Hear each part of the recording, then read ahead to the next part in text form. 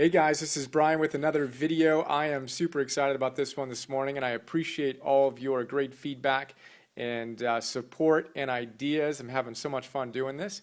And today we're going to do how to conquer your fear in 30 seconds. Yesterday we had fun with how to find your purpose. What did we do yesterday? How to discover your purpose in 5 seconds. That was a lot of fun. Today we've got how to conquer your fear in 30 seconds. So let's see if we can make a mental shift that will allow us to conquer our fears in 30 seconds. Today's little lesson has two parts. Part 1, theory. Part 2, practice. We're going to start with the theory, and then we'll wind up with our 30 seconds to rocking it, conquering our fear. So part 1, theory.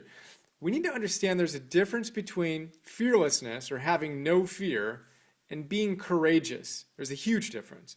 And a lot of times we get confused and we think that the people we admire somehow no longer have fear or they never had fear. But the reality is we all get afraid. Pick your favorite hero, whoever it is. And Mike Tyson might not be your hero, but did you know this is in the peak of his career? I was just listening to an interview by a friend of mine, Trip Lanier, who was talking to Tim Ferriss. Great chat. And Tim shared a story. I'd heard about a lot of different people with fears, and we'll talk about a couple of them. But Mike Tyson, at the peak of his career, the greatest fighter of his era, was paranoid, was totally afraid before every fight. And his trainer would tell him, it's not about not being afraid, it's about what do you do when you feel that fear. Most of us, when we feel fear, we think we've already lost. We think something must be wrong with us because we're afraid. The great people we admire in different domains feel the fear, and then they go do what needs to get done. And there's a huge distinction, again, between trying to get rid of our fears and realizing it's part of the human experience, and then developing practices, like what we're talking about here today, to move through your fear. Bill Russell, another athlete, one of the greatest athletes of his era, I think he was the only guy to ever win a gold medal, an NCAA championship, and a professional championship in the same year. And guess what? He threw up before every one of his basketball games. Really? Yeah. That's how much he cared, and that's how energized he was. And the reality is the energy that we feel before anything is neutral. It's what we do with it that matters. It's an opportunity to channel into great performance. We'll talk about that a little bit more in a second as we talk about our expectations. But I can give you countless examples of this. Tiger Woods, he says the day that he's not nervous when he walks up to the first tee is the day he quits. We're all nervous. We use that extra energy either for good or for not so good. So there you go. Aristotle, back in the day, he talked about the fact that, again, it's not about having no fear. It's about having the right amount of fear and then taking the right virtuous action. He had something called the virtuous mean. He said if you have too little if you have too little of the virtue of courage, then you're going to be a coward. You're going to have cowardice. But if you have too much courage, you're going to be kind of an idiot. You're going to be rash. It's kind of like jumping out of an airplane without a parachute. It's just not a smart thing. You want to have the proper amount of courage. And then, of course, that means you're taking action. Now, courage, another little thing on the theory side of things, the word courage comes from the French and Latin words for heart. So these great thinkers back in the day knew that courage was the virtue that vitalized all the other virtues. Just like your heart vitalizes your arms and legs and all of your organs, courage is the virtue that vitalizes all your other virtues. Without courage, you simply can't fully manifest your potential. So there you go. That's a quick look at theory, but it's really important. It's not about getting rid of your fear once and for all, or you're somehow a loser if you have fear. No. So many, pick your favorite person you admire, they're afraid. It's really funny, just a personal note. People think I don't have fear. Of course I have fear. I get nervous before I do this. Is this going to be good? Are people going to like it? Are they going to think it's stupid? Et cetera, et cetera. It's easy for me to get spun out in the fear. But what I like to do is to remember this theory and then to put it in this practice. So here's the practice. Once we realize that fear is natural, we just got to learn how to move through it more gracefully. So part 2. We have 3 steps to our practice. Step 1 is to breathe Tell you about that in a second. Step 2 is to reverse your desire. We want to get excited about fear. And step 3 is to optimize our expectations, and then you go do it. And I'll walk you through that final steps at the end there. So first step, breathing.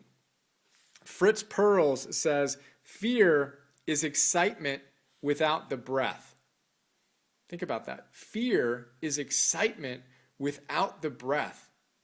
Such a beautiful concept. Remember that. Fear is excitement without the breath. So the first step is to breathe deeply. Free yourself up, relax, just kind of open my shoulders there. Take a deep breath. Take a deep breath right now. Nice long inhale. And a nice long exhale. Do that throughout your day. That's a really good practice. Builds willpower, calms your nervous system. Really, really good stuff. Step 2.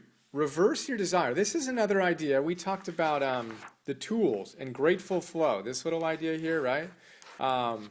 That's from the book, The Tools. Fantastic book. I'm going to keep on talking about it. Here's another one.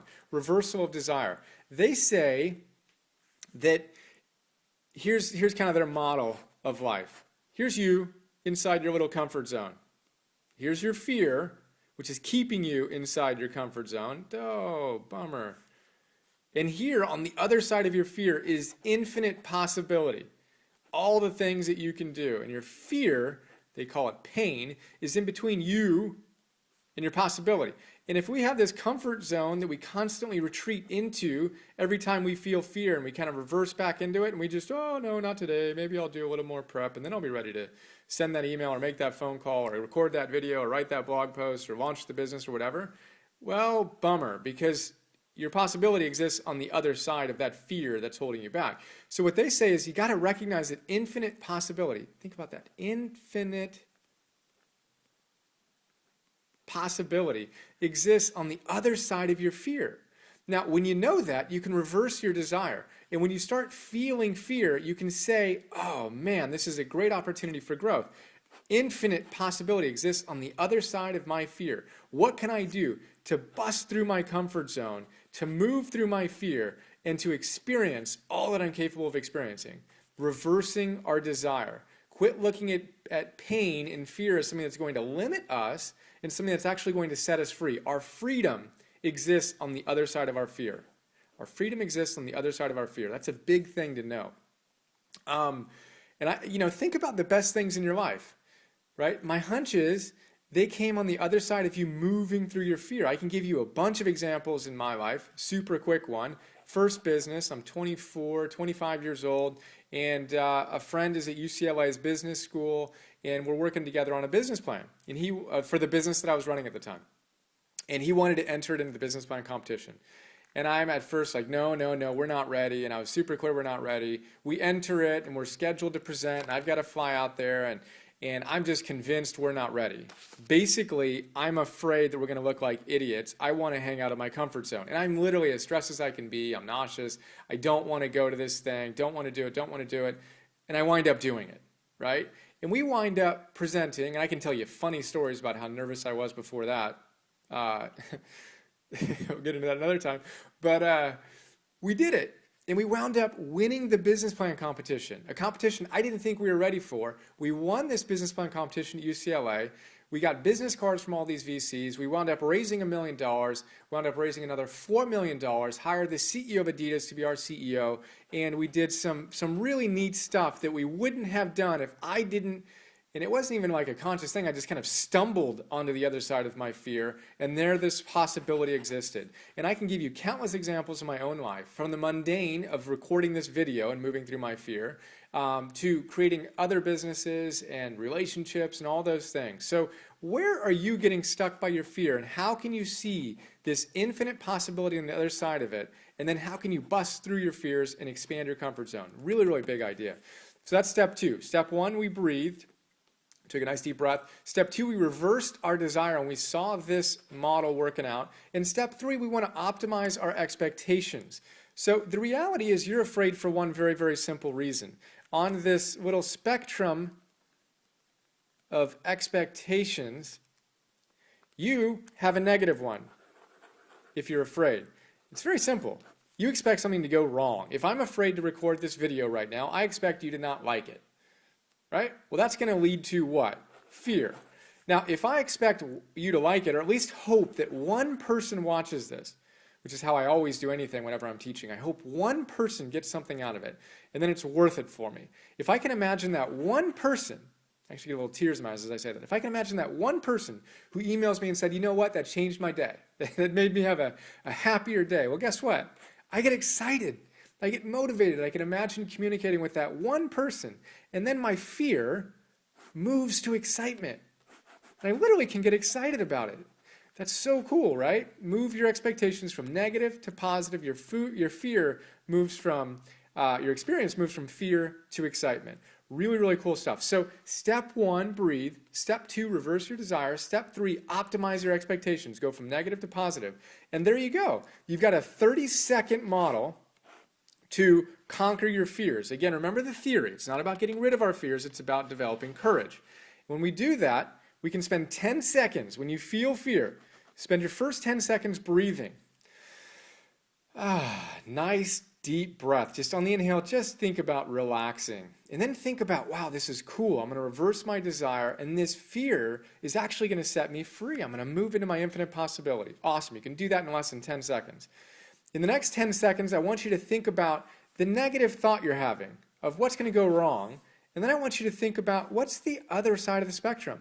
What can go right? What can go wrong? What can go right? Shift that in 10 seconds. It doesn't need to take 10 minutes or 10 hours. It can go as quickly as 10 seconds. So you've breathed, nice deep breath, and you imagined you're shifting your expectation from negative to positive. Then take another 10 seconds, breathe again. Remember, fear is excitement without the breath. Breathe one more time. And then just imagine awesomeness. Just imagine the best possible outcome and just get excited about that. And then go do it. There you go. It took me 12 minutes to tell you how to conquer your fear in 30 seconds. But I hope you loved it. This is some of my favorite stuff. I come back to this a lot. And I've got some other ideas about how to move through fear and show up consistently day in and day out that I'll share throughout these videos. But I really hope you dug it. Theory, practice. Don't forget Aristotle. Virtuous mean, just the right amount of courage. And your breath, reversal of desire, your optimizing of expectations, and you've got a 30-second plan to rock in it. All right, let me know what you think. Let me know if you have any other ideas about what we can look at, and have another awesome day. See ya.